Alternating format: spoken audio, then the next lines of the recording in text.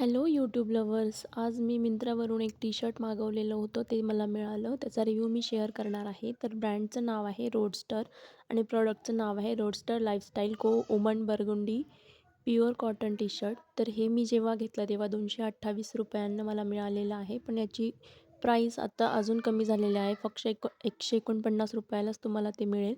जर तुम्हाला घ्यायचं असेल तर याची लिंक मी डिस्क्रिप्शन बॉक्समध्ये नक्की देईल. हे जे मी घेतलं याची साईज यममध्ये मी घेतलेली आहे.